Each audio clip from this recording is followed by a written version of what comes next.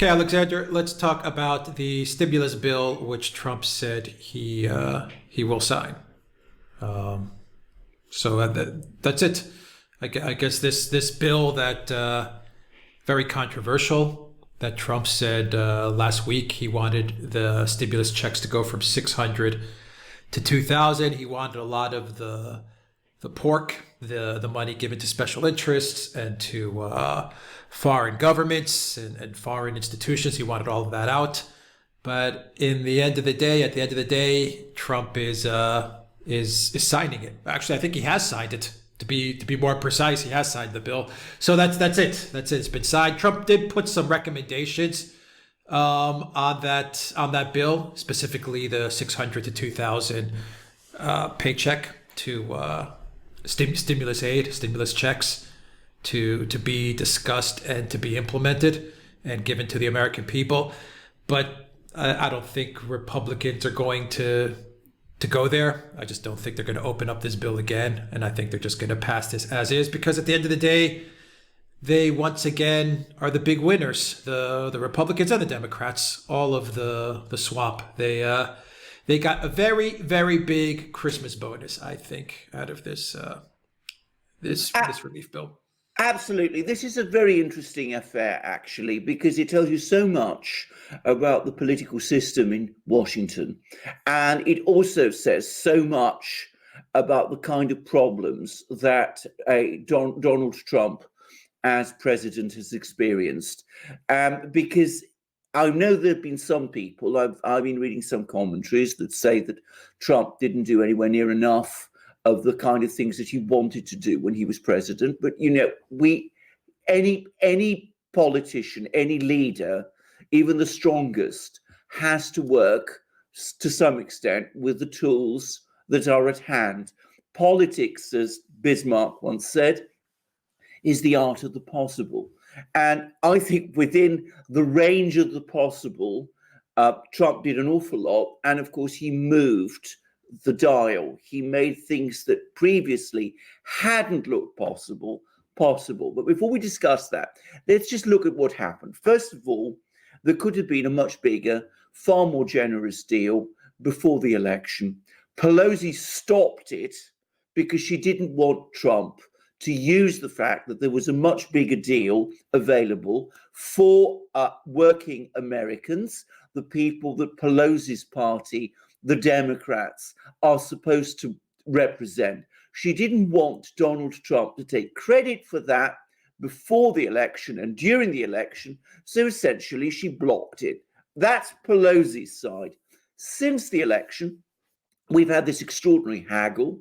The Republicans have been maneuvering on their side, the Democrats on the other. The Republicans don't want to give the Democrats a big deal because from their point of view, they don't want the Democrats and Biden, assuming Biden becomes president, to take the credit for any stimulus that goes forward. So they've limited as far as possible. They've restricted it to $600, a check, which per person, which isn't going to achieve anything, frankly. It's going to be it's an extraordinarily small sum, far less than what Donald Trump had wanted.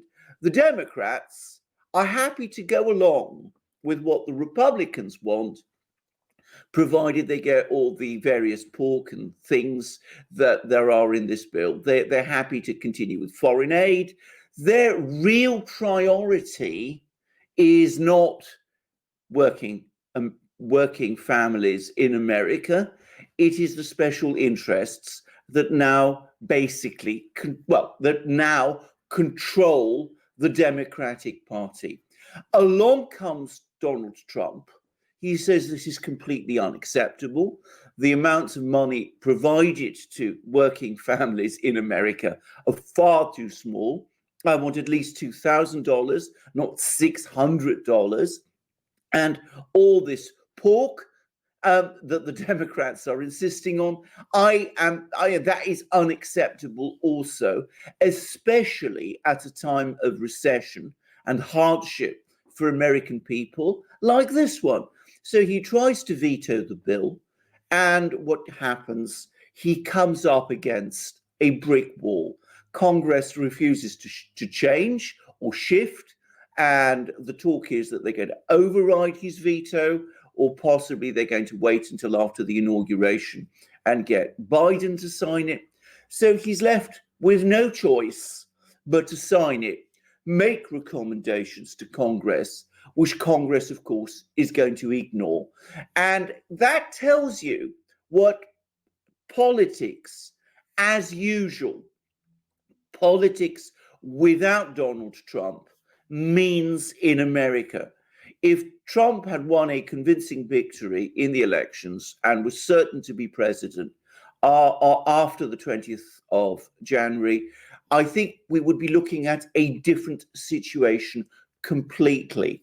With Trump gone, or so it seems, or so they think, we're back to politics as usual. The Republicans limiting to the greatest extent they possibly can what the Democrats will be able to give to working families, because they know that the Democrats aren't really concerned about working families. The Democrats aren't concerned actually about working families. They want pork because they need to please their special interests. That's what politics as usual in America is. At least this affair has once more exposed it. It shows once again that there's only one politician of importance in America at the moment who is challenging this, and that is Donald Trump. Yeah, let's get into what Donald Trump said about the stimulus bill, because he did include a message to the bill as he was assigning it to statement. And there are a lot of people, just to preface it, there are a lot of people that are saying that Trump caved. There are other people that are saying he had no choice. Either way, Trump is going to sign it. He made a statement last week. He's going to sign it. And, maybe he never was intending to not sign it. He just wanted to remove some more masks. That may have been a strategy all along. But let's just get into what he said instead of trying to figure out what's going through his mind. This is what he said. He said, "I am signing this bill to restore unemployment benefits, stop evictions, provide rental assistance, add money for PPP, return our airline workers back to work, add substantially more money for vaccine distribution, and much more. On Monday, the House will vote to increase payments to individuals from $600 to $2,000.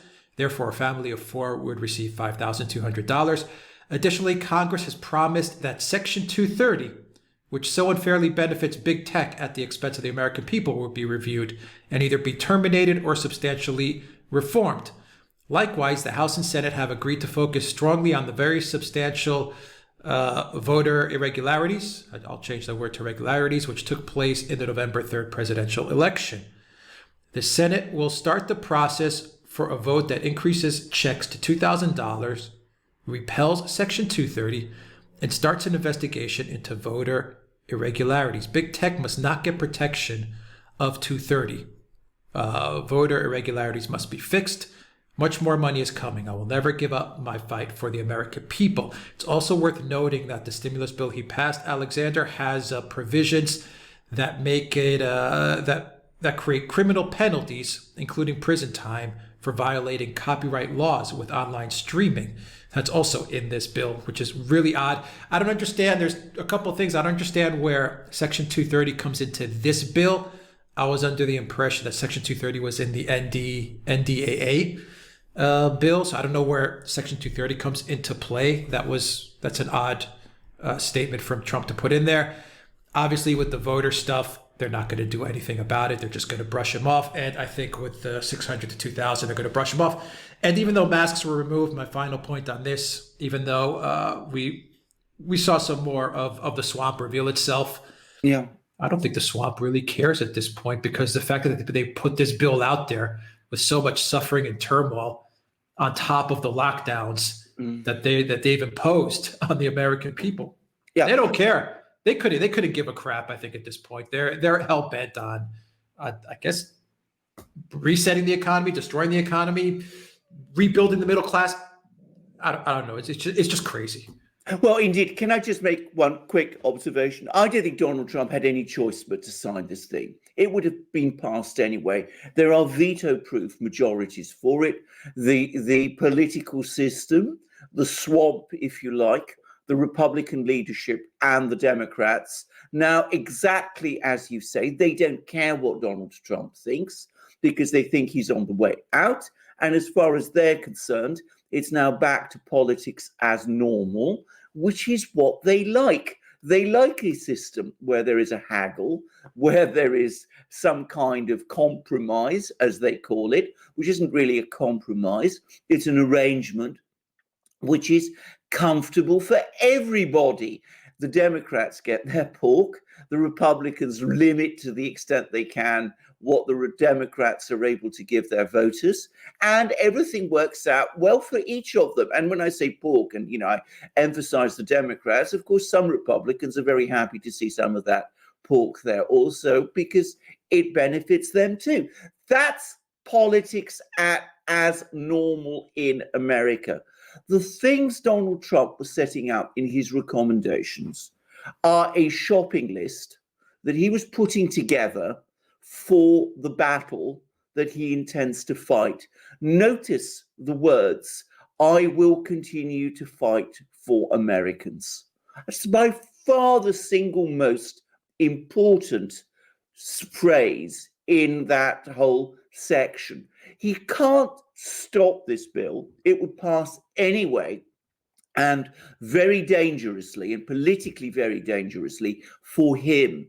There are now starting to be criticisms that by continuing to veto the bill, he is in fact creating more hardship for ordinary Americans than otherwise, because they're not even getting these $600 checks. So of course he had to sign the bill. People should not confuse realistic political action with caving. This is a complete misunderstanding of this process. But he's used it to set out what his agenda is. He wants things done about Section 230. You're quite right. It wasn't actually in this bill at all, but now he's brought it up again. He's used this episode to once again bring up this issue. He's brought up again the question of electoral irregularities and things of that kind. He wants all kinds of various changes. He knows perfectly well Congress isn't going to do any of these things, but he set out his agenda for the future. Anybody who thinks that if Biden is inaugurated on the 20th of January, that is the end of Donald Trump, and the swamp can go back, the political system can go back to its old ways and carry on as normal, should heed very carefully what Donald Trump is saying. He is laying the foundations here for a political comeback and a political movement. And I think his eye is on two things. Firstly, capturing full control of the Republican Party, which he clearly doesn't have. I mean, he's got a lot of support in the House, but he doesn't have much support in the Senate. So we're going to see a battle for the soul of the Republican Party. And I think ultimately he's also eyeing 2024, if that's what happens on the inauguration, and that's the way forward. Yeah. On the flip side, we're definitely seeing a Congress that couldn't care less about the American people. I mean, the lines have been drawn now. It's this elite class versus everybody else. And if anyone has not realized this, then you've got your head in the sand. People that haven't realized this, it doesn't matter if you're left, right, Democrat, Republican. It's as clear as day. Absolutely correct. And what is incredibly frustrating is how many people still have not realized it. I mean, it astonishes me to see people say things and discuss the political conflicts of the last 4 or 5 years without understanding what the real stakes were in this. There still seems to be a complete misunderstanding about politics. The smearing of Donald Trump, because that is what it is, has been remarkably effective with an awful lot of people. They see, instead of the president as he actually is, this president, this cartoon creature that, you know, CNN, MSNBC, the Washington Post, the New York Times have created. But if you take a step back and think about this, that with this stimulus bill, again, as you absolutely rightly say, a stimulus bill which the New York Times, the Washington Post, MSNBC, CNN, all of these champions of the people, as they call themselves, are in effect, endorsing. You see what the real stakes are. They're not actually interested in the working families of America, in ordinary people, in the real priorities of the United States. They're much more interested, as Congress is, in serving their own special interests, which, of course, in the case of many of them, are themselves. And that's the real division in America. I hope that over time, this message will start to come across. People need to start looking at this with clearer eyes. 74 million people in the United States on the 3rd of November showed that they have some understanding of this. More people need to start doing so. All right, we'll leave it there. Alexander Berkers, thank you very much, guys. Click on that like button. Give us a like. That is the easiest and best thing you could do for this video to get it out there and get YouTube's algorithms working on it. Also, check us out on BitChute. Check us out on Odyssey and on Rumble. And subscribe to this channel on all of those platforms, including YouTube as well. Subscribe on YouTube as well. And also look for us on PayPal, Patreon, and Subscribestar. Go to the Duran shop and pick up some great merch. And go to Patriotic Legacy as well and pick up the Patriot Beacon 3, the best flashlight in the world, the Swiss Army of flashlights. Use the code Duran20 and you get 20% off of that purchase when you go to the Patriotic Legacy website. The link is in the description box down below. They ship internationally and they have a contest as well where you can win the Patriot Beacon 3, the blue camouflage flashlight, as well as a Duran t-shirt. That is the contest that is running. So go to the Patriotic Legacy site and pick up a Patriot Beacon 3. Absolutely. The best flashlight in the world, made in the United States, ships internationally. The Swiss Army knife of flashlights, as Alex once called it, beyond any question at all, the best flashlight in the world. It's beautiful. It works wonderfully. It is an indispensable tool when you're driving, when you're in the house, when you're walking your dogs, as I regularly do. And please also go to our shop, buy the great merchandise that we have there, our amazing magic mugs, the best mugs in the world. This one you see there with the flag of the United States. Buy our shirts, our wonderful t-shirts, again, the best, our sweatshirts like the one I'm wearing now, our hoodies, our hats. Now, here's a hat with the flag of Great Britain. Much of our merchandise now has flags of many countries. You're certain to find your own if you look, and support the Duran by seeking us out on our other platforms. And as Alex said, through Patreon, Subscribestar, and PayPal. And please also remember to come to our next broadcast. All right, Alexander Berkers, thank you very much. Until next time, everybody, take care.